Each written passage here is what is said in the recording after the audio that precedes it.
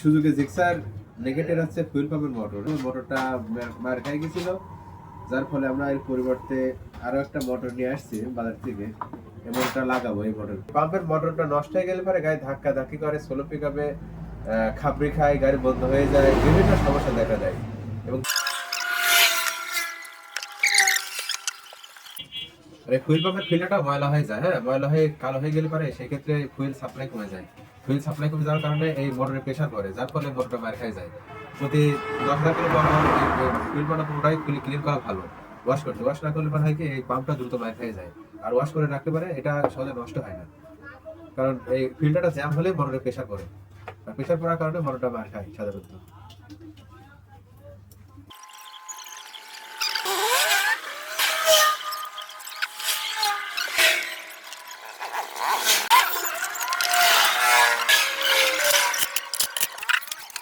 বাইকের ফুয়েল পাম্পের প্রবলেম ছিল, তো ফুয়েল পাম্পের প্রেশারটা কেমন আছে সেটা আমরা এই মেশিনের দ্বারাই চেক করবো। এখানে যে ফুয়েল পাম্পের লাইনের সঙ্গে হুজ সেট করা হয়েছে মিটার দিয়ে, মিটার এটা এই ফুয়েল পাম্পের তেলের প্রেশার কিভাবে দিচ্ছে সেটা আমি চেক করবো। হ্যাঁ, চেক করতে চাবি অন করাটা, এখানে চাবি অন করলে পরে এখানে পাম্প দেখাবে। এই যে দেখা যাচ্ছে ফুয়েল পাম্পের কি পরিমাণ প্রেশার আছে। এখানে চাবি অফ করে আবার অন করলে পরে আবার মাপ দেখাবে। যদি ফুয়েল পাম্প যদি প্রেশার লো থাকে, সর্বপ্রথম যখন আমরা চেক দিই তখন ছিল 10-এর মধ্যে, দেখা 7-10 এমন ছিল। যার ফলে হতেছিল কি, বাইক স্টার্ট করলে পরে বাইক বন্ধ হয়ে যাইতেছিল আর গাড়ি খাবড়ি খাতেছিল। যার ফলে মোটরটা চলতেছিল, বাট সমস্যা ভাই বোঝা যাচ্ছিল না। যেই মেশিন লাগাইছি তারপরে এই সমস্যা এখানে টের পাইছি আমরা। ফুয়েল পাম্পের মোটরের প্রেশারটা এভাবে এই মেশিনের দ্বারাই চেক করতে হয়। এটা তো সুজুকি জিক্সার নেকেড ভার্সনের বাইক। স্টার্ট দাও, ক্লাস ধরো।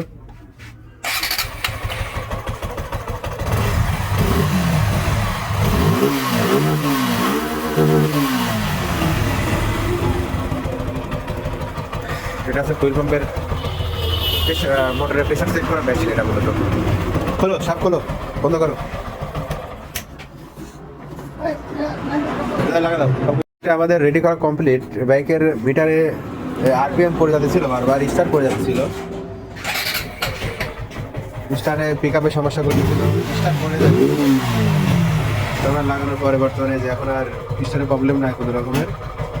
মিটারও ঠিক আছে, আরপিএম আগে আছে 1000-এর নিচে নামে আসতেছিল, দেখা যাচ্ছে 900-800 এমন করতে করতে গায়ে ধাপ করে বন্ধ হয়ে যাচ্ছে। এখন দেখা যাচ্ছে 1000-এর উপরেই আছে আরপিএম, এখন ঠিক আছে।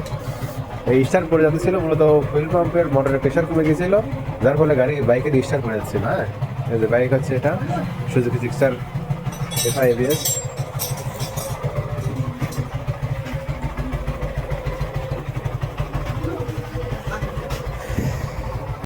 সেই ফুয়েল পাম্পের সেই মোটরটা নষ্ট হয়ে যাওয়ার কারণে বাইকে এতগুলো সমস্যা ছিল। বাইক স্টার্ট করে তো আরপিএম ঠিকঠাক থাকতো না, রানিংয়ে ধাক্কি করতো, গাড়ি স্মুথলি চলতো না, বিভিন্ন সমস্যা দিতেছিল। মূলত এটা নষ্ট হয়ে যাওয়ার কারণে এই সমস্যাটা হতেছিল। এটা চেঞ্জ করে দিয়েছে, এখন বাইক পুরো আর আগের মতো হয়ে গেছে, এখন ঠিক হয়ে গেছে। বাইকটা আমরা ওয়াইডিটি করে দেবো, পুরো বাইক স্ক্যান করে দেবো মেশিনের দ্বারাই।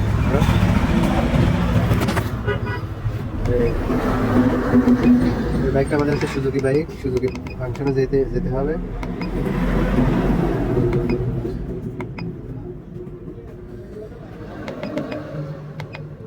রেড ফল কোড দেখে বাইকে কোনো ফল কোড আছে কিনা। এখানে হিস্ট্রি কোড আছে, পেন্ডিং কোড আছে, দেখে হিস্ট্রি কোডে কোনো কোড আছে কিনা। হিস্ট্রি কোডে যে আমরা বাইক কাজ করছি, যার ফলে 3টা কোড অলরেডি হিস্ট্রি কোডে পড়ে আছে, কারণ এই সেন্সারগুলো আমরা খুলছিলাম, যার ফলে এখানে পেন্ডিং হিস্ট্রি কোডে জমা হয়ে আছে।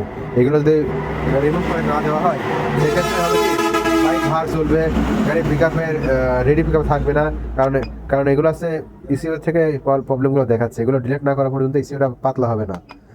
পেন্ডিং করে দেখে তো কোনো ফল্ট আছে কিনা, পেন্ডিং করে কোনো ফল্ট নেই। যদি পেন্ডিং করে ফল্ট থাকতো তাহলে এখানে অবশ্যই যে সেন্সরের সমস্যা সেই সেন্সর এখানে ইঙ্গিত দিত যে অমুক সেন্সরের প্রবলেম। এখানে ফল্ট কোড পেন্ডিং করে কোনো পেন্ডিং কোড নাই। হিস্ট্রি কোডটা এখন আমরা ডিলিট করতে হলে এটা পুরো ইসিও রিসেট করতে হবে, আপডেট করতে হবে। যে ইরোর ফল্ট কোড এখানে এসে ওকে করলে পরে পুরো গাড়ি রিসেট হয়ে গেল। এবার আমরা যে রেড ফল্ট কোডে করবো, এখন এই হিস্ট্রি কোডে যে দেখবো আর কোনো ফল্ট কোড আছে কিনা। দেখেন হিস্ট্রি কোডে কোনো রকমের ফল্ট কোড আর নেই। এই হিস্ট্রি কোডে ফল্ট কোডের কারণে বাইক ঝামেলা করে। হিস্ট্রি কোড এখন ফাঁকা আছে, আর কোনো সমস্যা নাই বাইকের। মূলত এফআই বাইকগুলো হাতে যতই কাজ করা যাক, যত ভালো করে কাজ করে দিই, যদি স্ক্যানার দিয়ে যদি স্ক্যান না করা হয় সেই বাইক ভালো চলবে না, ঝামেলা করবে। যাই হোক, এটা হচ্ছে এফআই সুজুকি নেগেট, এই বাইকটা।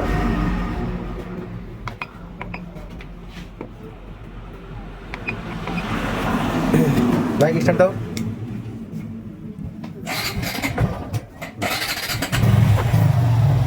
বাইক স্টার্ট দিলে যে এখানে আরপিএম শো করে, স্পিড শো করে, বিভিন্ন ধরনের পজিশন সেন্সরটি শো করছে, ব্যাটারি ভোল্টেজ শো করছে, এখানে সবই শো করে আর কি।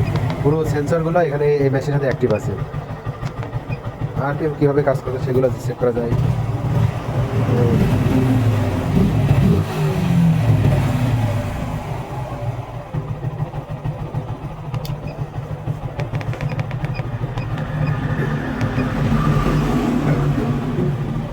আচ্ছা, দিতে ঢুকি পেতাম।